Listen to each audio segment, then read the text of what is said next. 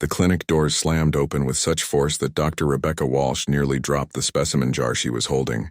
A towering alien woman stumbled inside, her scaled arms cradling something small wrapped in torn fabric. The woman's reptilian features were twisted in desperation, and her golden eyes locked onto Rebecca with an intensity that made the human doctor freeze. "Please," the alien woman gasped in heavily accented standard. "My baby is dying." Rebecca set down the jar and moved quickly around her examination table.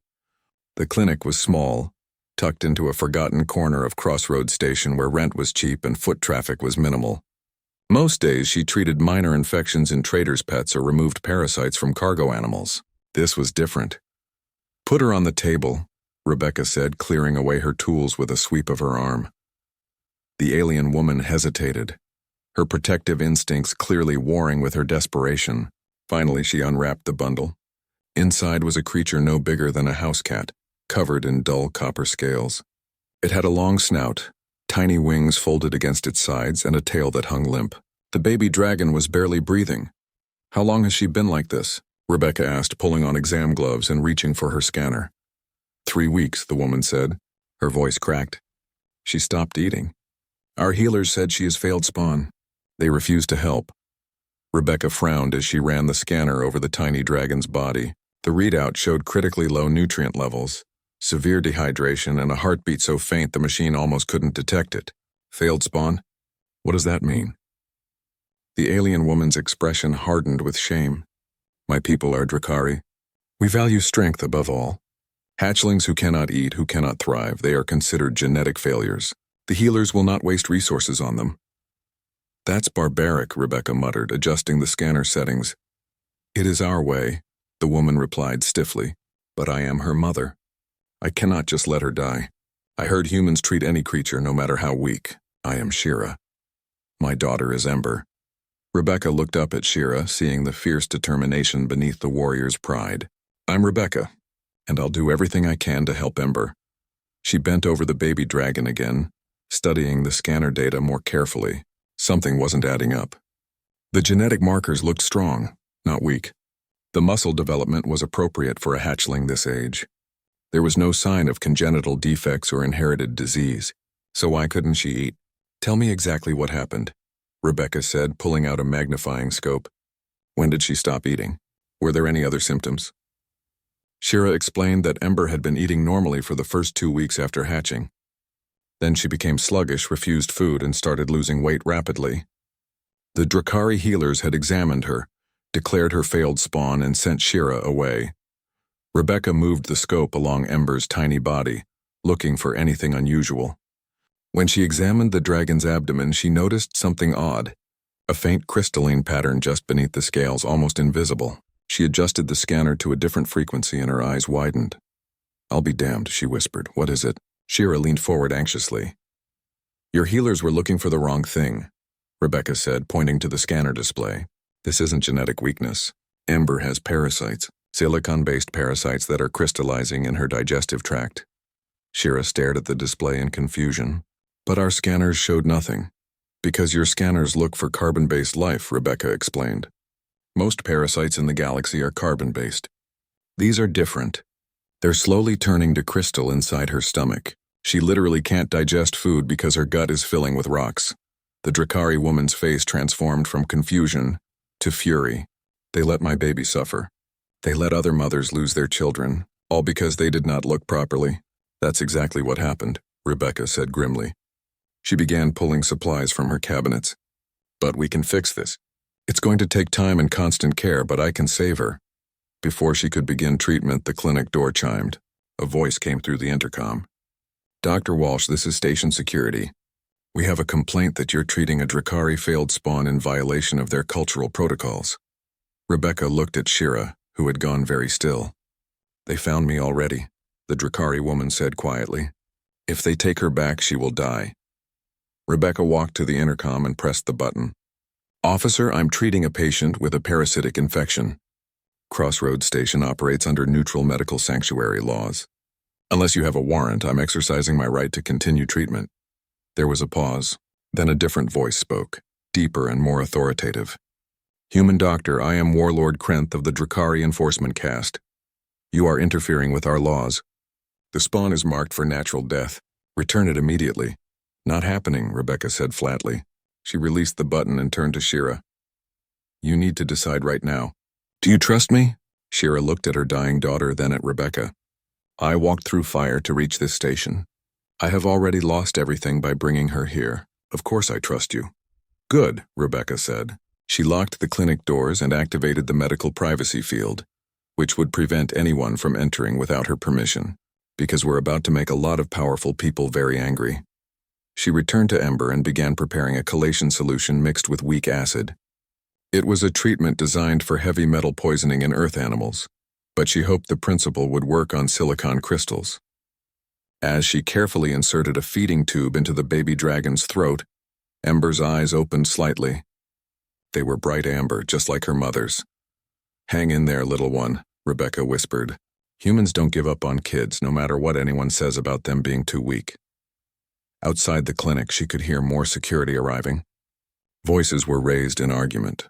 Someone was demanding she open the doors. Shira stood beside the examination table, one hand protectively on her daughter, the other resting on the weapon at her belt. Rebecca worked steadily, ignoring the chaos outside. She had seen too many animals die because people gave up on them too soon. She wasn't about to let that happen to Ember. The baby dragon was fighting to live. That was all the reason Rebecca needed to fight alongside her. The treatment began flowing through the tube. Now all they could do was wait and see if it worked. The security team had been pounding on the clinic doors for 20 minutes before they finally gave up. Rebecca watched through the window as Warlord Krenth, a massive Drakari warrior with dark green scales and battle scars across his face, spoke angrily into his communication device. His clawed hand gestured violently toward her clinic, but he made no move to force entry.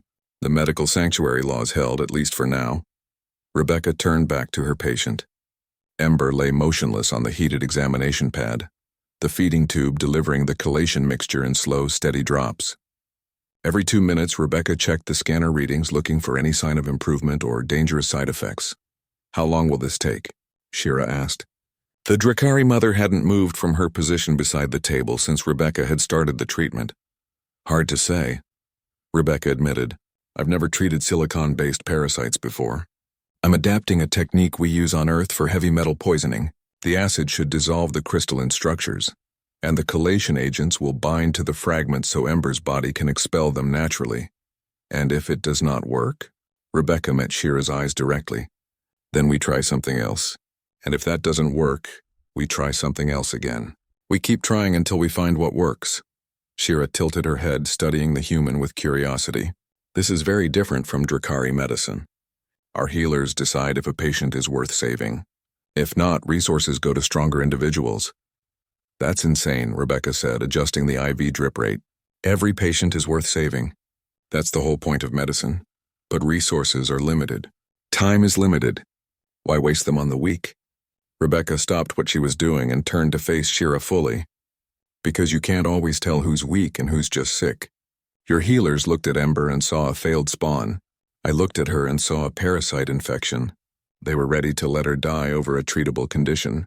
How many other Drakari children have died the same way? The question hung in the air between them. Shira's expression shifted from defensive to troubled. Her hand unconsciously moved to touch Ember's small head, stroking the dull copper scales with surprising gentleness for such a warrior-like creature. I never questioned it before, Shira said quietly. In my clutch, 3 hatchlings were marked as failed spawn. I accepted it as natural, but now I wonder if they had parasites too. If they could have been saved. Before Rebecca could respond, her computer terminal chimed. She walked over and pulled up the message. It was from the Crossroads Station Medical Board, marked urgent. As she read, her jaw tightened. They're threatening to revoke my license, she said. The Drakari Council filed a formal complaint. They're claiming I'm practicing medicine on a species I'm not certified for and violating cultural sovereignty laws. Will you stop? Shira asked, her voice carefully neutral. Not a chance, Rebecca said, deleting the message. They can take their complaints and file them in the recycling chute. Ember needs treatment now, not after I spend 6 months getting proper certification. She returned to the examination table and checked the scanner again. Her heart skipped when she saw the readings. Shira, look at this. The Drakari leaned over the display. What am I seeing? The crystalline masses are breaking down, Rebecca said, barely containing her excitement. The acid is working. The parasites are dissolving. Over the next hour, they watched as the scanner showed the crystal formations slowly fragmenting into smaller pieces. Ember's breathing became slightly stronger. Her heartbeat grew more regular. When Rebecca gently palpated the baby dragon's abdomen, she felt less rigidity than before. We're not out of danger yet, Rebecca cautioned. Breaking down the parasites is just the first step. Now her body needs to expel them, and she needs to start eating again to rebuild her strength. She prepared a nutrient paste, mixing it with careful precision. It contained proteins, vitamins, and minerals suitable for young Drakari physiology, according to the xenobiology database she had purchased when she first opened the clinic. She warmed it to body temperature and loaded it into a feeding syringe. I'll need to hand feed her every 2 hours, Rebecca explained. The feeding tube can deliver medication, but for actual nutrition she needs to use her digestive system. It's the only way to rebuild muscle tone in her stomach and intestines. Carefully, she opened Ember's tiny jaws and squeezed a small amount of paste onto the baby dragon's tongue. For a moment, nothing happened. Then Ember's tongue moved reflexively, swallowing the paste. Rebecca felt a surge of hope. Come on, little one, she whispered. Show me you're a fighter. She administered another small amount. This time, Ember's throat contracted more strongly. Her eyes remained closed, but her body seemed to be responding to the food. Rebecca continued the feeding slowly, giving the baby dragon time to process each portion. Outside, the situation was escalating. Through the window, Rebecca could see more Drakari arriving. Some wore official robes marked with council insignia. Others were clearly civilians, mothers clutching their own hatchlings. The crowd was growing and the arguments were becoming more heated. Danny Cole, a human security officer Rebecca knew from previous dealings, approached the window and gestured for her to open the communication panel. She pressed the button. Doc, you've got a problem, Danny said quietly. The Drakari Council is putting serious pressure on the station commander. They want you arrested for cultural interference. Let them try, Rebecca said. Medical sanctuary laws are clear. Yeah, but the station depends on Drakari trade agreements. This is turning political fast. Danny glanced over his shoulder at the growing crowd. There's something else. Some of those mothers out there are asking if you could look at their hatchlings too. Quietly. They think maybe their babies have the same problem. Rebecca felt her stomach drop. How many? At least 5 that I've counted. Could be more. Danny leaned closer to the window. Doc, what if this isn't just Ember? What if it's an epidemic? The pieces clicked together in Rebecca's mind. A new parasite species that Drakari scanners couldn't detect, spreading through the population while being dismissed as genetic weakness. How many children had already died? How many were dying right now? Danny, I need you to do something, Rebecca said urgently. Find out if there's been an increase in failed spawn diagnoses recently. Check station medical records, shipping manifests, anything that might show a pattern. You think this is bigger than one sick dragon? I think we're looking at the tip of the iceberg. Danny nodded and moved away. Rebecca returned to Ember, who had managed to swallow nearly half the syringe of nutrient paste. It was a small victory, but significant. The baby dragon was fighting to live. Shira watched the crowd outside with growing concern. If other mothers bring their hatchlings here, the council will not be able to ignore it. This will become a crisis. It already is a crisis, Rebecca said, preparing another dose of chelation medication. They just haven't admitted it yet. She inserted the medication into Ember's IV line and adjusted the heating pad temperature. The baby dragon's copper scales were starting to show a bit more shine, less dullness. Her breathing was definitely stronger now. Rebecca set a timer on her watch for 2 hours when the next feeding would be due. She pulled up a chair and sat down, knowing it would be a long night. Shira remained standing, her warrior's posture never relaxing, her eyes moving between her daughter and the crowd outside. Neither of them slept. They simply waited, watching a tiny dragon fight for every breath while outside the political storm gathered strength. 3 days had passed since Ember arrived at the clinic, and Rebecca had barely left the examination room. Her eyes felt like sandpaper, and she had consumed enough coffee to power a small spacecraft, but the results were worth every sleepless hour. Ember was eating on her own now, small amounts but consistent. The baby dragon's scales had regained their shine, transforming from dull copper to brilliant bronze with hints of gold at the edges. Rebecca sat on the floor beside the heated pad where Ember rested, offering another spoonful of nutrient paste. The baby dragon opened her jaws eagerly, her amber eyes bright and alert.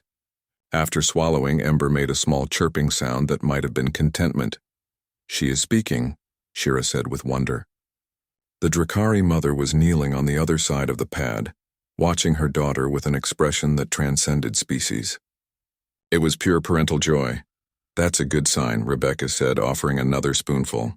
"Vocal communication means her energy levels are recovering. She's not just surviving anymore, she's starting to thrive." What puzzled Rebecca was how fast the recovery was happening. Based on her calculations, Ember should have taken at least 2 weeks to reach this stage. Instead, she was bouncing back in days. The baby dragon was gaining weight rapidly, her muscle tone improving far beyond normal parameters. Rebecca pulled out her scanner and ran another detailed analysis. The parasites were completely gone, expelled from Ember's system over the past 72 hours. But something else showed up in the readings. Something unexpected. Foreign bacterial colonies in Ember's digestive tract, beneficial ones actively helping break down nutrients. "That's impossible," Rebecca muttered, running the scan again to confirm. "What is wrong?"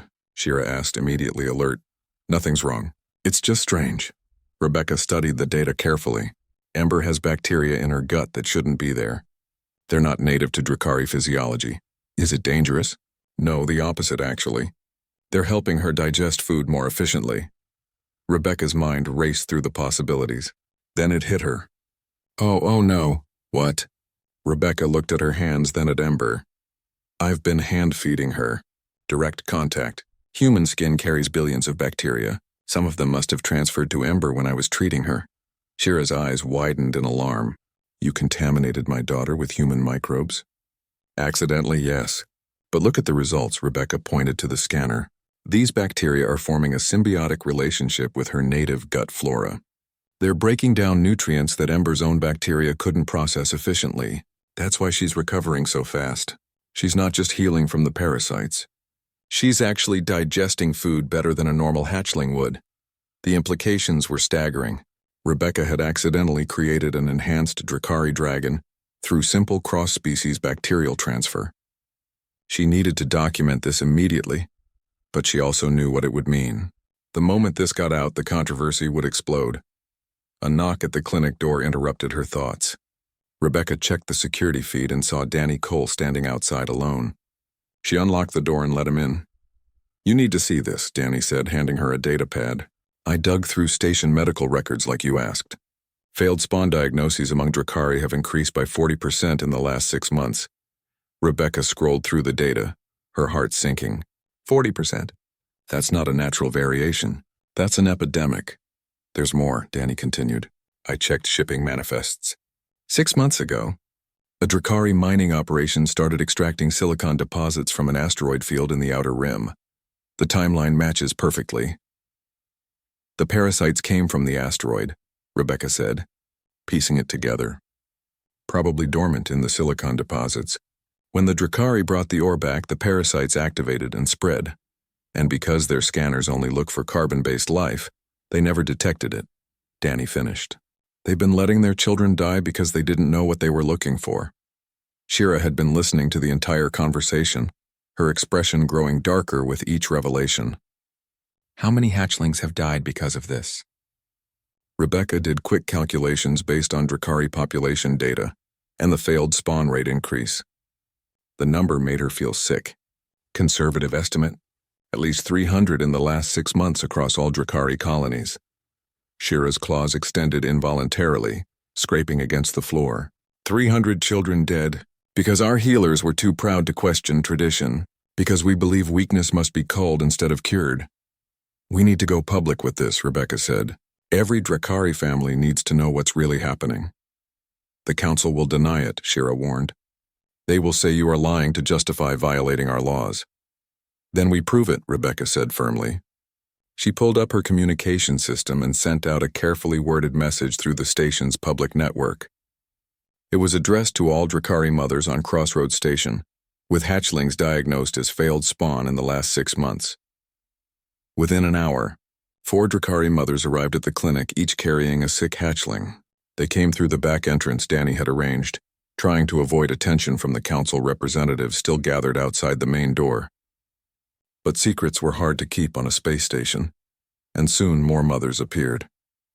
By evening, Rebecca had 7 baby dragons in her clinic, all showing the same symptoms Ember had displayed. The examination table wasn't big enough, so she used every flat surface available. The floor became a makeshift nursery, with heated pads arranged in a circle and sick hatchlings resting on each one. Rebecca moved between them systematically, running scans on each baby. Every single one had the silicon parasites. Every single one had been marked as failed spawn by Drakari healers. And every single one was treatable. "I don't have enough supplies for this many patients," Rebecca said, calculating medication requirements. "I'll need to order more chelation agents, more nutrient paste, more everything." "I can help," said one of the new mothers, a Drakari named Kira with pale blue scales. "I have medical training. Tell me what to do." "Me also," said another mother. "We cannot just stand and watch." Rebecca quickly organized the mothers into shifts. She taught them how to administer the medication, how to hand-feed the hatchlings, how to monitor the scanner readings. It was chaotic and improvised, but it worked. Within hours, all 7 new patients were receiving treatment. The transformation in the clinic was remarkable. What had been a quiet, lonely place was now filled with activity and hope. Mothers worked together, sharing stories and fears while caring for each other's children. Traditional Drakari hierarchy melted away in the face of a common crisis. Warrior caste and worker caste knelt side by side, united by desperation and determination. Ember, as the first patient and the strongest, became something of a mascot. She would crawl from pad to pad, chirping at the other hatchlings as if encouraging them to keep fighting. The mothers watched this with tears in their eyes, seeing what their children could become if given the chance.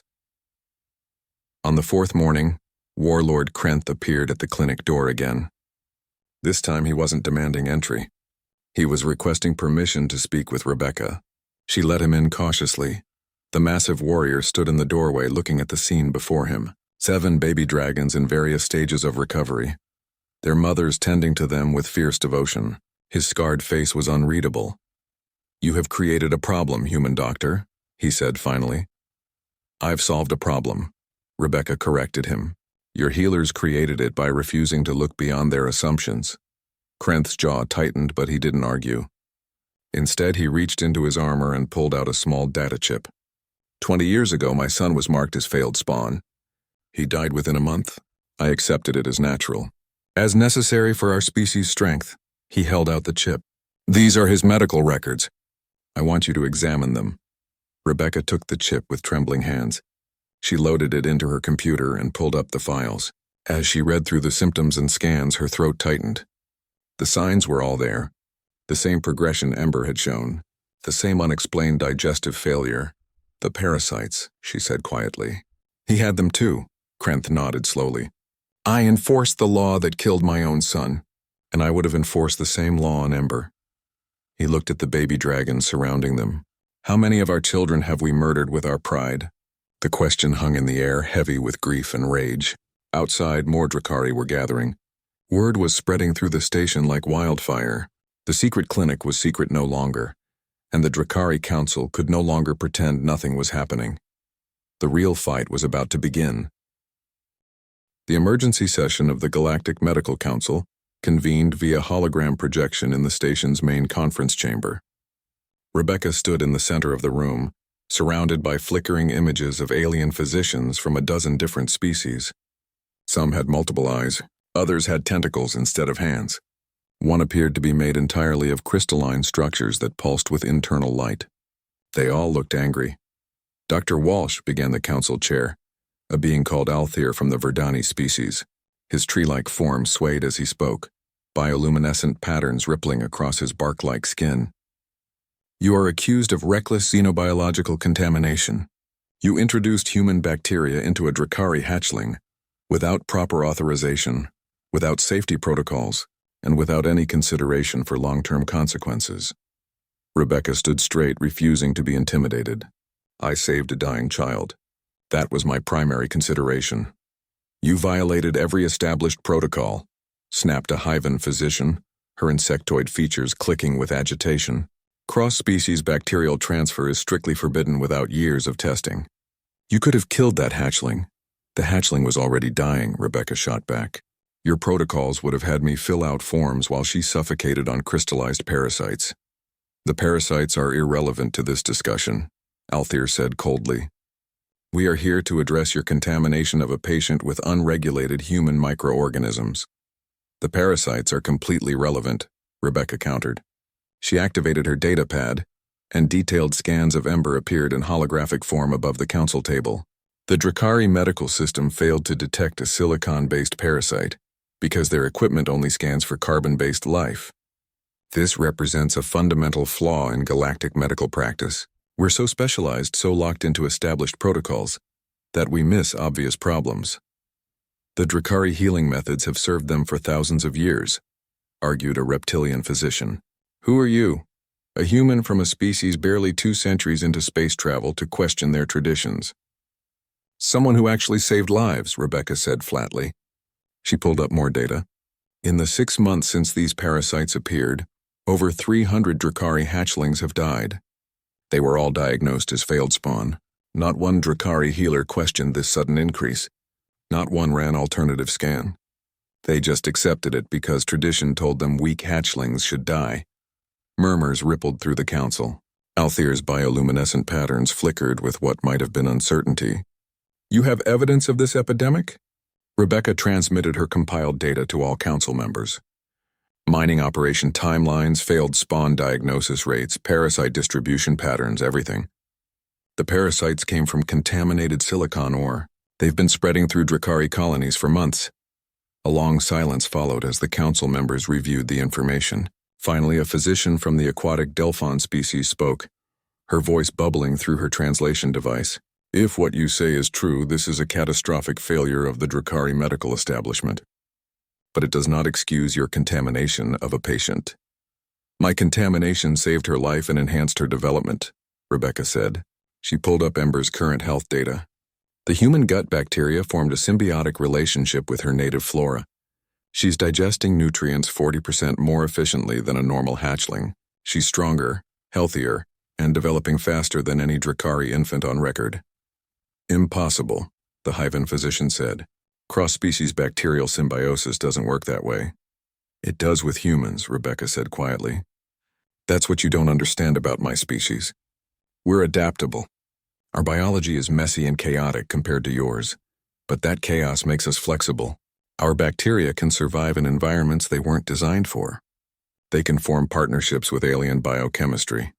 She pulled up more data, this time from her own research over the past week. I've been testing the bacterial cultures in all 7 hatchlings I've treated. Every single one shows enhanced digestive efficiency. Every single one is thriving beyond normal parameters. And before you ask, yes, I've been monitoring for negative side effects. There are none. Althea leaned forward, his wooden features creaking. You are asking this council to approve of accidental contamination because it happened to work out well. That is not how medicine functions. We have protocols for a reason. Your protocols killed 300 children, Rebecca said, her voice hard. How many more need to die before you admit the protocols need to change? Watch your tone, human, the reptilian physician hissed. You forget your place. My place is trying to save lives while you argue about procedure, Rebecca snapped. I don't care about my place in your hierarchy. I care about patients.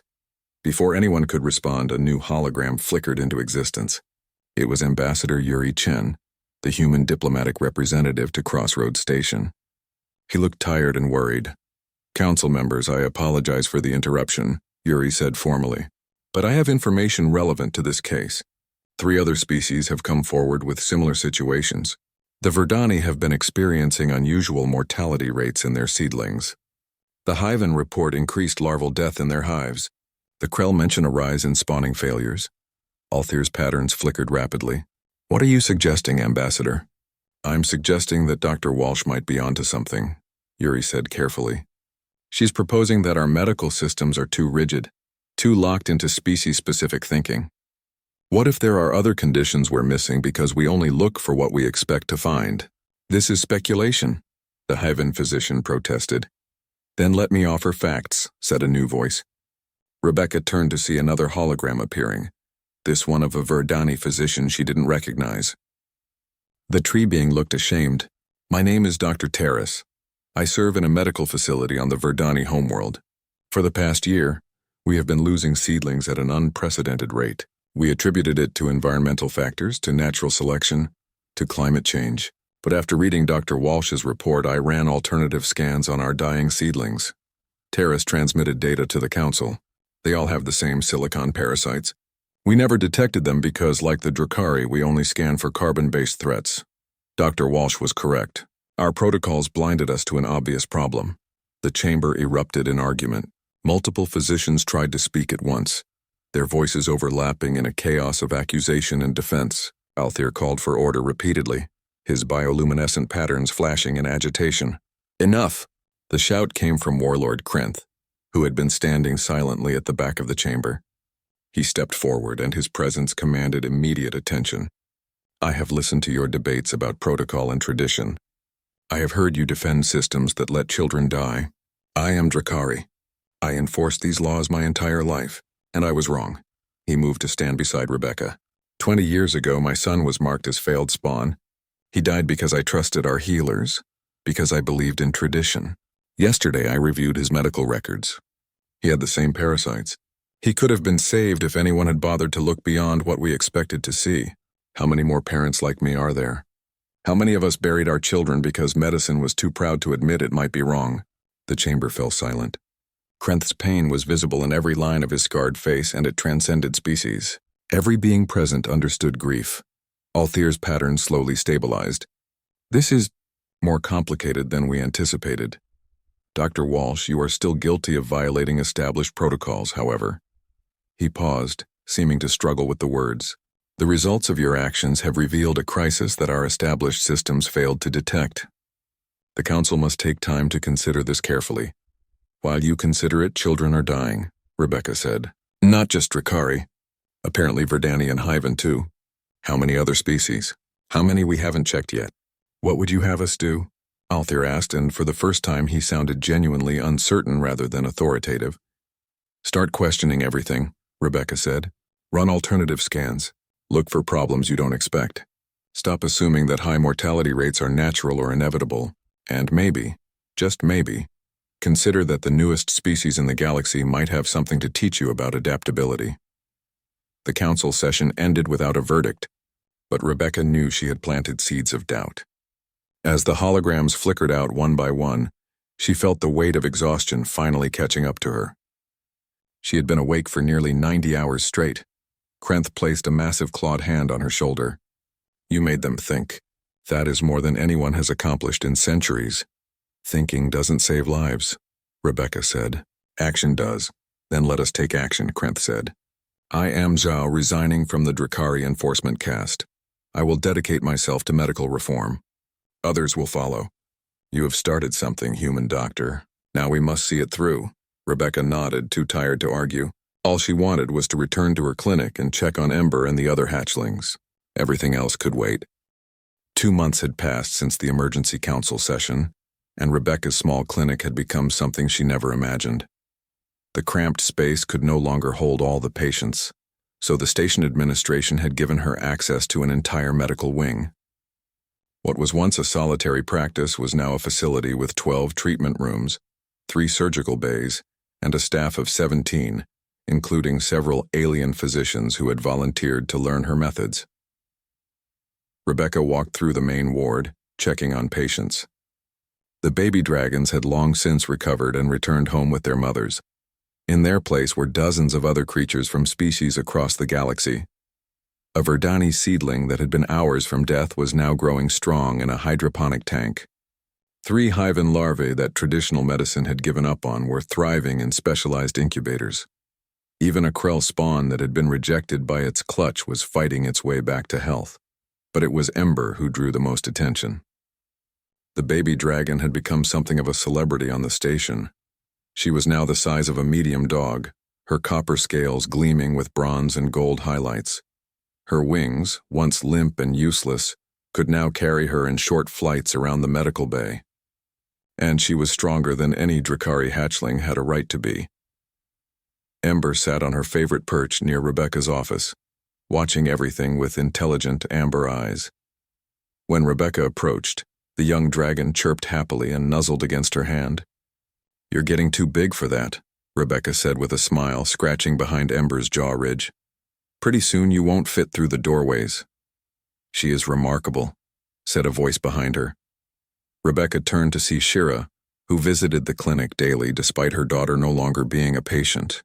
The Drakari mother had become an unofficial ambassador between the clinic and the traditional Drakari community. "She's healthy, that's what matters," Rebecca said. "She is more than healthy," Shira corrected. "The Drakari Testing Guild evaluated her last week. They wanted to see if the bacterial enhancement had any negative effects on her development." Rebecca felt a spike of anxiety. And Ember scored in the top 5% for strength, agility, and cognitive function among hatchlings her age. The guild wants to accept her into the elite warrior training program. She would be the youngest dragon ever admitted. Rebecca stared at Ember, who was now trying to catch her own tail in a circle. Elite warrior training? But she was failed spawn just 2 months ago. "Failed spawn that you saved," Shira said. "Failed spawn that you enhanced. The guild has officially requested your bacterial transfer method be made standard treatment for all Drakari hatchlings." "That's insane," Rebecca said. "We don't know the long-term effects. We need years of study before making it standard practice." "Tell that to the 300 families who lost their children," Shira said quietly. "Tell them we should wait years to make sure it is safe while more hatchlings die from parasites we can cure right now." Rebecca opened her mouth to argue, then closed it. Shira was right, and Rebecca knew it. The perfect was the enemy of the good. Sometimes you had to act with the information you had rather than wait for perfect knowledge. "There's more," Shira continued. "The Drakari Council has split. Half of them still cling to traditional methods. The other half wants radical reform. There is talk of civil conflict if agreement cannot be reached."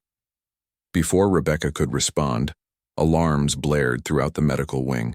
She ran to the main monitoring station where one of her staff, a young human nurse named Beth, was frantically checking displays. "What's happening?" Rebecca demanded. "Multiple ships just arrived in the system," Beth said, pulling up the scanner feeds. "Big ones, military configuration. They're broadcasting Drakari Council authority codes." Rebecca's stomach dropped. She pulled up the communication channels and heard the official announcement. The traditionalist faction of the Drakari Council had sent a fleet to Crossroads Station. They were demanding the immediate arrest of Rebecca Walsh for crimes against Drakari cultural sovereignty. They wanted her extradited to their homeworld for trial. "They're serious this time," Beth said, her voice shaking. "Those are warships." Shira's claws extended reflexively.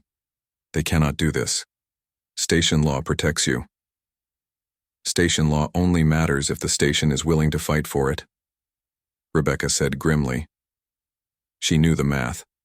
Crossroads. Station had security forces, but nothing that could stand against a Drakari battle fleet. If it came to conflict, the station would be destroyed. Within minutes, emergency messages flooded in from all sides. The station commander requested Rebecca's immediate presence. Ambassador Chen demanded she stay in the medical wing where human diplomatic immunity applied. Other alien species with patients in Rebecca's care sent messages of support, but also concern.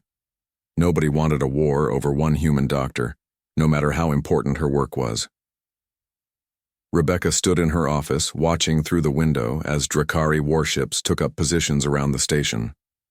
She had known this was a possibility. Medical reform always threatened established power structures, but knowing it intellectually and facing actual military force were very different things. Ember flew to her shoulder, a maneuver the dragon had recently mastered. The young dragon chirped questioningly, sensing Rebecca's distress. "It's okay, little one," Rebecca said softly, stroking Ember's scales. "We'll figure this out." A hologram flickered to life in the center of the office. It was Warlord Krenth, but he looked different. He was wearing ceremonial armor marked with symbols Rebecca didn't recognize. "Dr. Walsh," Krenth said formally, "I am broadcasting from the lead ship of the Reformist fleet.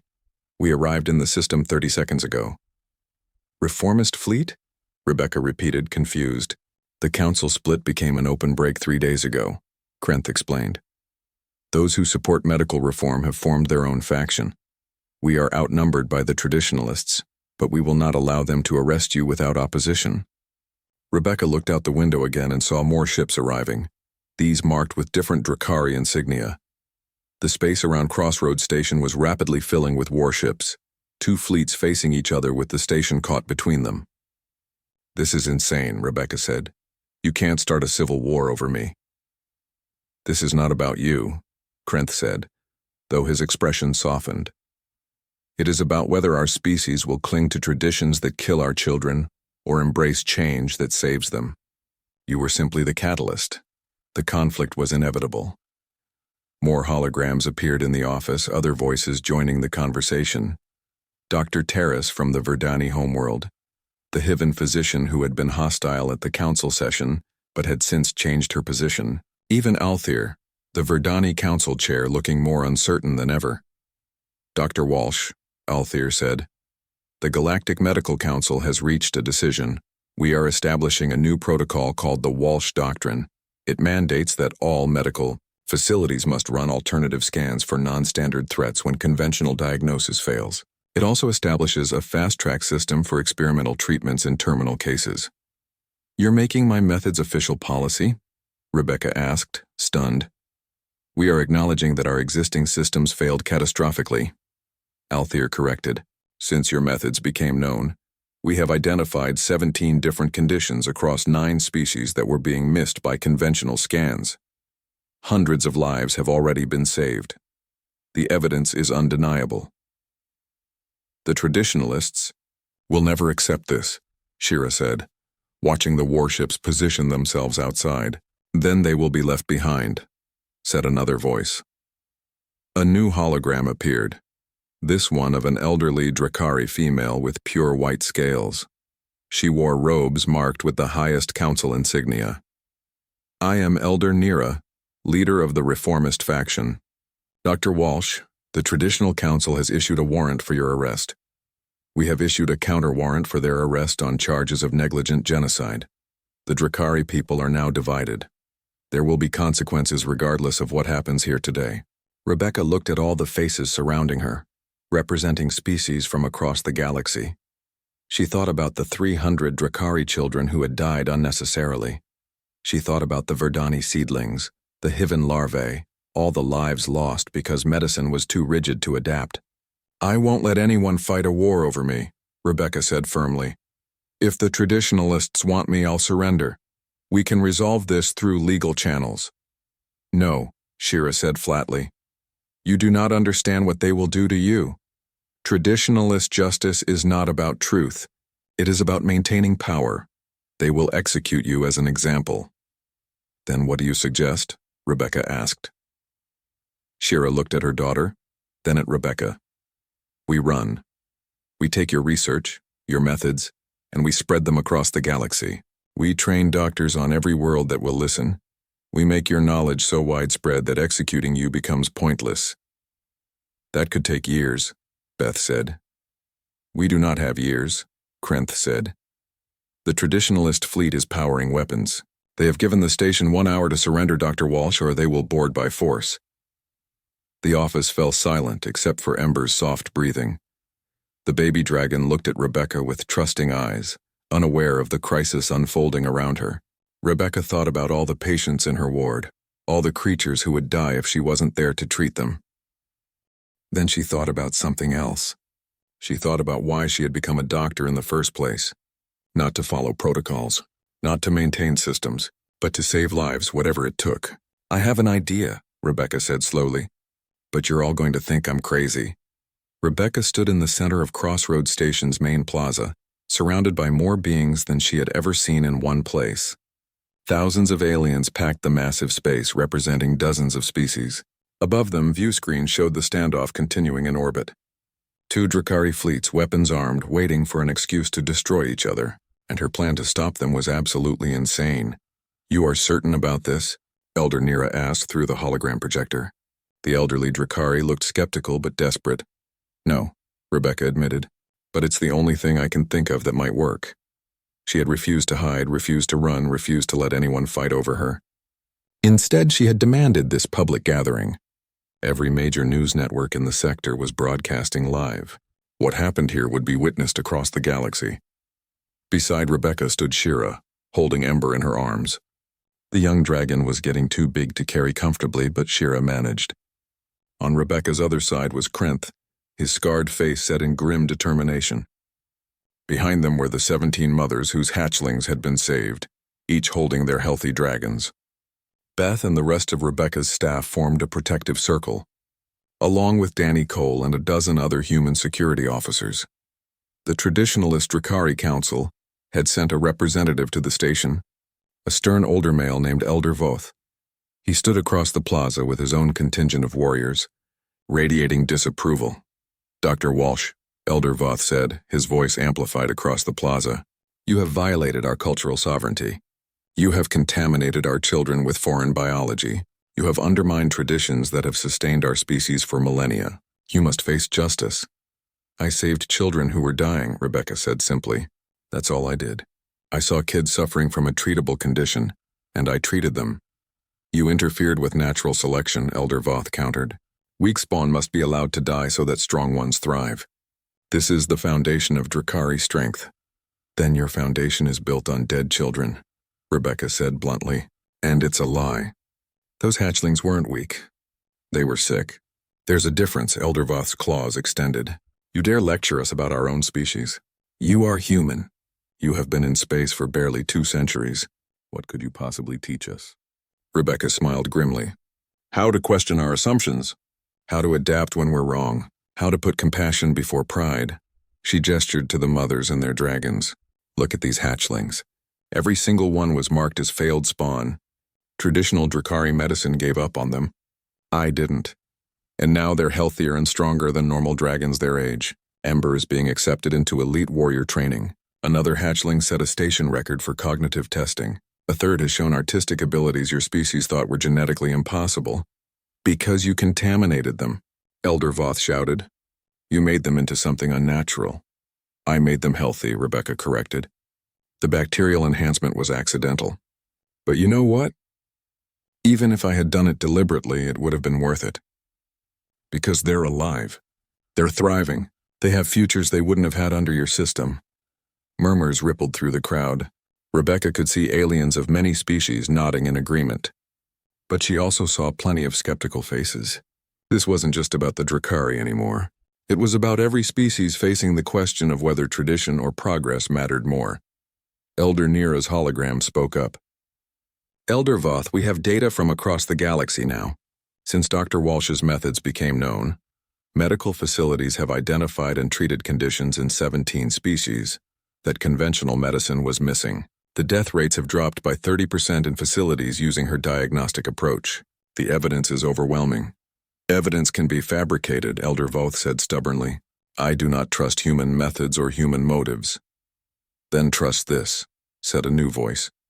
Dr. Terrace's hologram appeared, the Verdani physician looking tired but determined. "I have been using Dr. Walsh's methods for 2 months. I have saved 47 seedlings that would have died under conventional treatment. My own child was one of them." More holograms appeared, physicians from across the galaxy, one after another, testifying about lives saved and conditions discovered. The heaven physician who had been so hostile at the first council session admitted that her entire hive's larval mortality had dropped by half. An aquatic Delphon doctor described discovering a parasite that had been killing their young for generations. Elder Voth listened to it all, his expression growing darker. Finally, he held up a clawed hand for silence.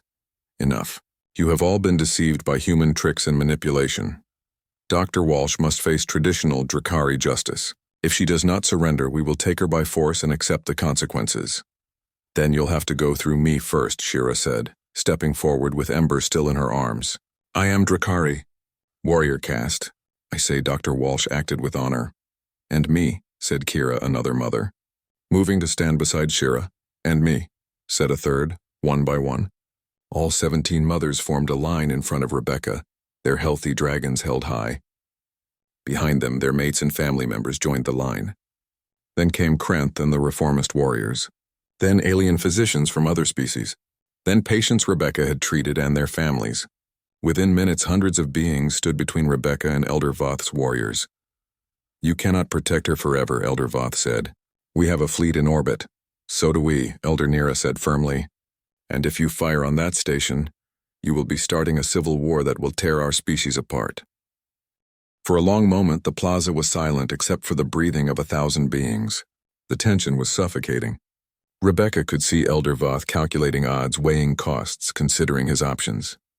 Then Ember chirped. The sound was small, but it carried in the silence. The young dragon wriggled in Shira's arms, wanting down. Shira hesitated, then set her daughter on the ground. Ember spread her wings, copper scales gleaming under the plaza lights. She was beautiful and strong, a living example of what Rebecca's intervention had created. The young dragon looked at Elder Voth with curious amber eyes, tilted her head, and chirped again. Something in Elder Voth's expression cracked. He stared at Ember for a long moment, and Rebecca saw emotions flickering across his face. Anger, pride, grief. Finally, resignation. 23 years ago, Elder Voth said quietly, "My granddaughter was marked as failed spawn. She died before her 2nd month.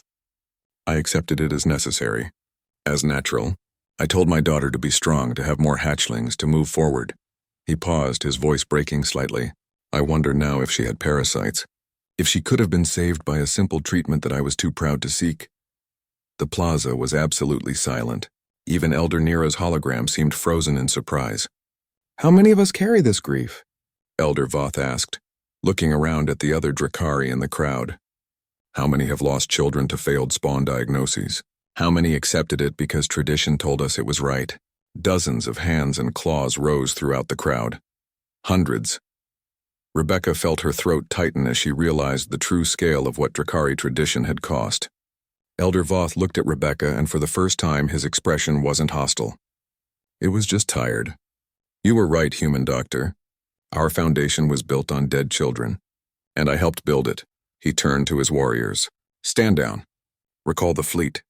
There will be no arrests today." The tension in the plaza broke like a dam rupturing. Cheers erupted from the crowd, mixed with crying and shouting and expressions of relief in a dozen different languages. Elder Nira's hologram smiled for the first time Rebecca had ever seen. Krenth closed his eyes and took a shuddering breath. But Rebecca just felt exhausted. She had won, but victory tasted like ashes when she thought about all the children who had died before anyone questioned the system. Over the following weeks, the galaxy transformed with shocking speed. The Walsh Doctrine became standard practice in medical facilities across 70 systems. The Galactic Medical Council established new training centers where human physicians taught alien doctors the fundamentals of adaptive diagnosis and empirical treatment. Rebecca's small clinic became the Walsh Institute, a research hospital where the best medical minds in the galaxy came to study and innovate. The Drakari Civil War never happened. Instead, the traditionalist and reformist factions negotiated a new medical framework that honored cultural heritage while embracing scientific progress. Elder Voth resigned from the council, but joined the Walsh Institute as a student, determined to learn everything he could about modern medicine. The bacterial enhancement technique became controversial, but eventually accepted after years of careful study. It turned out that human gut bacteria could form beneficial relationships with dozens of alien species, improving health outcomes across the board. Some species rejected it for cultural reasons, which Rebecca respected. Others embraced it eagerly. The choice, she insisted, must always belong to the patient and their family. 1 year after that desperate night when Shira had burst through the clinic doors with a dying hatchling, Rebecca stood in the main lecture hall of the Walsh Institute. Before her sat 300 students from 40 different species, all eager to learn human medical philosophy. Ember lay curled at her feet, now the size of a horse. The young dragon had completed her elite warrior training and earned top honors, but she spent most of her time at the institute, seemingly fascinated by medical work. Shira joked that her daughter would probably become the first Drakari physician warrior. "Human medicine has a simple core principle," Rebecca told her students. "Every patient deserves our best effort. Every life has value. Every death should be questioned to see if we could have done better." You're going to hear a lot about protocols and procedures and traditional practices during your training. Those things matter, but they're tools, not rules. If a tool doesn't work, you get a new tool. You never stop questioning. You never stop learning, and you never ever give up on a patient just because someone says they're too weak to save. She looked out at the sea of faces, human and alien alike. A year ago, I was running a small clinic in a forgotten corner of a space station. I treated a sick dragon because she needed help and I didn't know what else to do. I broke protocols. I accidentally contaminated my patient with foreign bacteria. By every standard of established medicine, I did everything wrong. Rebecca smiled, and I saved her life. I saved hundreds of lives by refusing to accept that dying children were inevitable. That's what I want to teach you. Not techniques or procedures, though those are important. I want to teach you to be stubborn, to be compassionate, to question authority when authority is wrong, to trust your judgment and your patience more than you trust tradition. She reached down and scratched Ember behind her jaw ridge. The dragon purred contentedly, a sound that still made Rebecca smile. I'm human, Rebecca continued. My species is young in galactic terms. We don't have ancient wisdom or centuries of established practice. What we have is the ability to look at a problem and say, that's stupid. Let's try something better. We adapt. We improvise. We make mistakes and learn from them. And apparently that's exactly what galactic medicine needed. In the front row, Shira sat with tears streaming down her scaled face. Beside her, Krenth nodded with approval. In the back, Elder Voth took notes with an intensity that would have seemed ridiculous if it wasn't so moving. After the lecture, Rebecca returned to her office and found Ambassador Chen waiting for her. The diplomatic representative looked amused. You know you're probably the most famous human in the galaxy right now? Yuri said. I'm a doctor, Rebecca replied. Fame doesn't matter. Results do. Well, your results are impressive. Human medical centers are being established on 23 worlds. Earth's medical schools are overwhelmed with alien applicants. You've made humanity indispensable to galactic civilization in under a year. Rebecca shrugged. I just treated a sick kid. Everything else happened because other people decided to pay attention. That's very humble of you, Yuri said, but inaccurate. You challenged an entire galaxy to be better. You proved that human values, human compassion, human stubbornness have a place in the cosmos. That's not small, Rebecca. That's revolutionary. Rebecca looked out her office window at the stars beyond. She thought about Ember, healthy and strong, preparing for a future that no one had thought possible for a failed spawn. She thought about all the children across the galaxy who were alive, because someone finally questioned tradition. Maybe, Rebecca said quietly, but at the end of the day, I'm just a vet who refused to let a baby dragon die. Everything else is just what happened next. Ember chirped from the doorway, reminding Rebecca it was feeding time. Even as the most celebrated dragon in the galaxy, the young warrior still expected her meals on schedule. Rebecca laughed and followed her former patient toward the cafeteria, where dozens of other recovered creatures waited for their evening care. The galaxy had changed and humanity had changed it, but Rebecca Walsh remained exactly who she had always been, a doctor who believed every life was worth fighting for, no matter what anyone else said.